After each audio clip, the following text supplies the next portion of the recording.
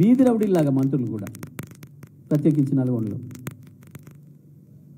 Rice మిల్లర్లను భయపెట్టించి కోట్ల రూపాయలు, crusher మిషన్లను భయపెట్టించి కోట్ల రూపాయలు, కాంట్రాక్టర్లను భయపెట్టించి కోట్ల రూపాయలు, ఇంకా దుర్మార్గంగా ఉత్తదేవ పేపర్ ప్రకటన చేసి ఇక్కడ 100 కోట్ల రోడ్డు పెడతా, అక్కడ 100 కోట్ల రోడ్డు పెడతా అని చెప్పి ఒకటే కాంట్రాక్టుకు 4 కాంట్రాక్టర్లను పిలిపించి వసూలు చేసుకుంటున్నాం కూడా చెప్పి తెలుస్తూ ఉంది. అంత చిల్లరగా కొన్ని చోట్ల పాపం పట్టణాలలో ఇల్లు కట్టుకున్న వాళ్ళని కొద్ది జాగ్రత్తతోనే ఏదో కష్టపడి రూపాయి ఖర్చు పెట్టుకొని మధ్యతరగతి వాళ్ళు ఇల్లు కట్టుకుంటారు. దాంట్లో ఏదో కొంత నిబంధనలు అమలు చేయలేరు, సెట్ బ్యాక్స్ అమలు చేయలేరు, కాస్త నికాల్తాలు బయటకు వస్తాయి. దానికి మున్సిపల్ అధికారులు పంపించి నోటీసులు ఇచ్చి వాళ్ళ దగ్గర కూడా 50,000 లక్ష రూపాయలు వసూలు చేసుకొని తింటున్న సమాచారం వస్తూ ఉంది. ఇంత నీచంగా ప్రవర్తిస్తూ ఉన్నారు. ఈ పనిలో ఉన్నారు. రైతుల సోయి లేదు వీళ్ళకు. ఇంకొక వైపు బీజేపీ భక్తు రాజకీయమే తప్ప ప్రజల పట్ల ఎన్నడూ ప్రేమ లేని పార్టీ అది. ప్రజల్ని పుట్టలు కొట్టాలి, అదానిని పెంచాలన్న ఆలోచన తప్ప ఆ పార్టీకి ఇంకొక పని లేదు. ఈ తెలంగాణలో బీజేపీకి కాంగ్రెస్ బీ టీమా, కాంగ్రెస్కు బీజేపీ బీ టీమా అన్న పద్ధతిలో నడుస్తూ ఉన్నారు. పూర్తిగా అభ్యర్థులు పెట్టుకోవడానికి అండర్స్టాండింగ్లో ఉన్నారు. మీరు కొన్ని చోట్ల బలహీనమైన అభ్యర్థులు పెట్టారు, మేము కొన్ని చోట్ల బలహీనమైన అభ్యర్థులు పెడతాం, ఇద్దరం గెలవాలి, ఈ ఆలోచన తప్ప సోయి లేదు. నిజంగా ఒక ప్రతిపక్ష పార్టీగా బీజేపీ ఈ రాష్ట్రంలో ఏం చేయాలి? ఇంతవరకు ఒక్కరోజైనా వాళ్ళ కేంద్ర మంత్రి కిషన్ రెడ్డి కావచ్చు, రాష్ట్ర పార్టీ అధ్యక్షుడు, ఇతర ఎంపీలు కావచ్చు, ఇతర నాయకులు కావచ్చు, ఎక్కడనైనా ఎండిపోయిన పొలాలను సందర్శించే కార్యక్రమం చేసిండ్రా? కరువు పరిస్థితి మీద ప్రభుత్వం స్పందించాలని డిమాండ్ చేసిండ్రా? లేదా ఈ ప్రభుత్వం ప్రజలకు ఇచ్చిన హామీలు నెరవేర్చకుండా మోసం చేస్తుంటే ఒక్క మాట మాట్లాడినరా? లేదు. ఇప్పటికీ కేసీఆర్ని తిట్టాలి, బీఆర్ఎస్ మీదే దాడి చేయాలి. ఇద్దరికిద్దరు వేట కుక్కల్లాగా బీఆర్ఎస్ పార్టీ నాయకులు ఎత్తుకుపోయే పనిలో తప్ప ఇంకో పనిలో లేదు. ఇద్దరికి ప్రజల్లో పునాది లేదు. ఆ కిషన్ రెడ్డి గారు ఎప్పుడేం మాట్లాడతాడో ఆయనకు సోయి లేదు. మొన్న కేసీఆర్కు కవితమ్మ కేసుకు తెలంగాణకి ఏం సంబంధమే లేదన్నాడు. నిన్న ఏందో నిరూపిస్తా అంటున్నాడు. మీడియాలో స్పేస్ తప్ప ప్రజల్లో బేస్ లేని నాయకుడు కిషన్ రెడ్డి. మీడియాలో స్పేస్ తప్ప ప్రజల్లో బేస్ లేదు. ప్రజల్లో బేస్ ఉంటే ప్రజల సమస్యలు గుర్తుంటాయి, ప్రజల సమస్యలు దృష్టికి వస్తాయి, ప్రజల సమస్యల్ని ప్రతిబింబించే ప్రయత్నం చేస్తారు. ఒక పార్టీ అధ్యక్షుడిగా కనీస సోయి లేదు. లక్షలాది ఎకరాలు ఎండుతుంటే ఒక మాట లేదు. ఏమైనా కేసులు, జైళ్ళు ఈయన చేస్తున్నాడు. ఈడీ చేసే విచారణ ఈయన చేస్తున్నాడు. నేను విచారణ చేస్తా వస్తారా అని మాట్లాడుతున్నాడు. ఇది స్పష్టంగా తెలియజేస్తూ ఉంది. బీజేపీ ఉసుగొలిస్తేనే ఈ ఈడీ కేసులు అయితేనే విషయం ఏముంది? ఆ కేసులో 2 సంవత్సరాల పైగా విచారణ చేసి వీళ్ళే విచారించి వీళ్ళే వదిలేసి కవితమ్మను గతంలోనే 10 రోజులు 10 రోజులు విచారణ చేసి తీసుకుపోయి అవాళ ఏ ఆధారం లేదని వదిలేసింది. ఇవాళ ఎన్నికలు వచ్చిన సందర్భంలో ఈ దేశంలో బీజేపీకి వణుకు పుడుతుందంటే కేవలం కేసీఆర్, కేజ్రీవాల్ని చూసి. అందుకే ఇద్దరిని బంధించాలి, ఈ ఇద్దరిని ఇబ్బందులు నెట్టాలి, ఎన్నికల్లో దొంగదారులు బయటపడాలి. దాని కొరకు తయారు చేసిన కేసులు తప్ప ఇంకోటి కాదు అని స్పష్టంగా అర్థమైంది మనకు. మొన్నటి వరకు మొన్ననే చెప్పిండు మీ అందరి సాక్షిగా ఆ కేసుకు తెలంగాణకి ఏం సంబంధం అని మాట్లాడినోడు నిన్న మళ్ళీ మాట మార్చి ఎందుకు కేసు మేము విచారణ చేస్తా, నిరూపిస్తా.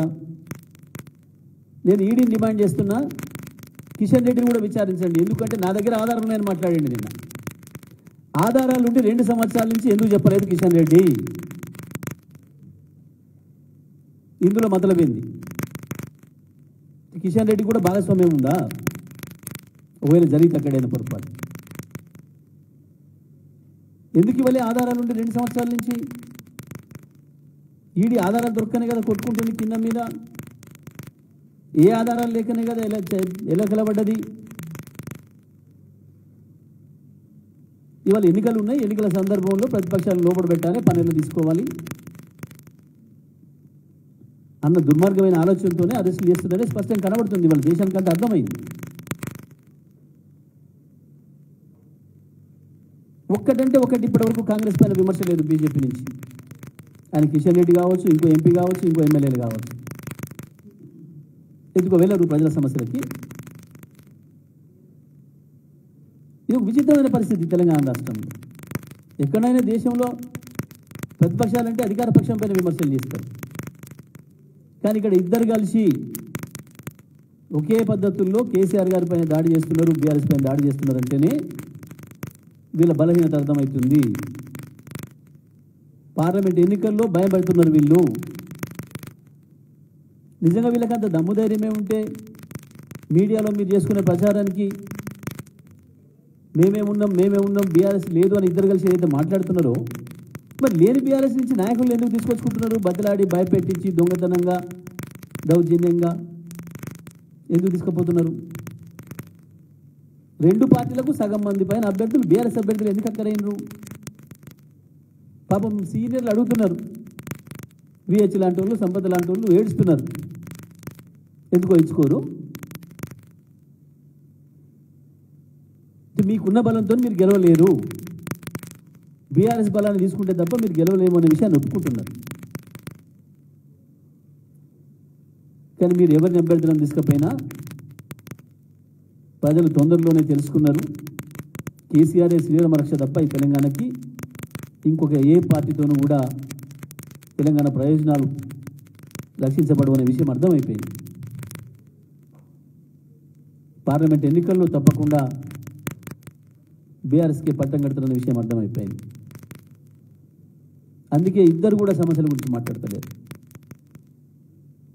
100 రోజులైంది, ఎందుకు ఇస్తలేవు రైతు బంధు అని అడగలే ఇంతవరకు కిషన్ రెడ్డి ఒక్కరోజు కూడా. ఏమైంది? మీరు ఇచ్చిన మాట రైతు రుణమాఫీ 9వ తారీఖు ఇస్తున్నావు కదా, ఏమైంది అని ముఖ్యమంత్రిని ప్రశ్నించే దమ్ము ధైర్యం లేదు బీజేపీ.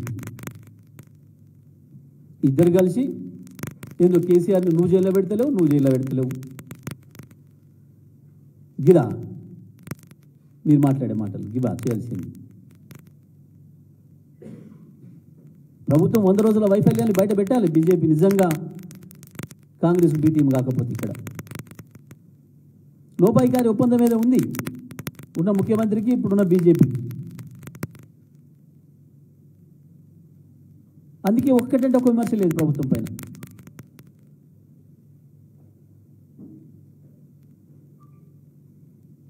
మేము బీఆర్ఎస్ పార్టీ తరఫున డిమాండ్ చేస్తున్నాం, వెంటనే ప్రభుత్వం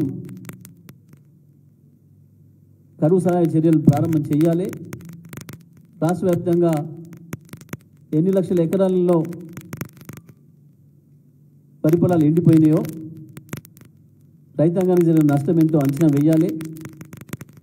ఆ రైతులకు ఎటువంటి ఊరటనిస్తారో, ఏం ధైర్యం ఇస్తారో, ఎటువంటి సబ్సిడీలు ఇస్తారో, పెట్టుబడి నష్టాన్ని ఎట్లా పూడుస్తారో, మళ్ళీ వ్యవసాయం చేసుకోవడానికి రైతుకి ఏ రకంగా చేయూతనిస్తారో వెంటనే ఒక ప్రణాళికను సిద్ధం చేసి చెప్పాలి ప్రజలకు, రైతాంగానికి ధైర్యం ఇవ్వాలి. అంతేకాదు ఆల్మట్టి నారాయణపూర్లలో ఉన్న నీళ్ళు ఏవైతే ఉన్నాయో దాంట్లో కనీసం ఒక 10-15 టీఎంసీల నీళ్ళనైనా అడిగి కొట్లాడి తీసుకొచ్చి, ఇంకా మిగిలి ఉన్న పొలాలు కూడా ఎండిపోతాయని భయపడుతున్నారు. ఎడమ కాలువ కింద ఎస్ఎల్ఈబీసీ కింద ఉన్న రైతాంగం, అటు ఖమ్మం జిల్లా కింద ఉన్న రైతాంగం ఇప్పటికి పోయింది పోను, ఇంకా ఇప్పటి నుంచి రోజుకు ఇంకొక మడి పోతుంది అని భయపడుతున్నారు.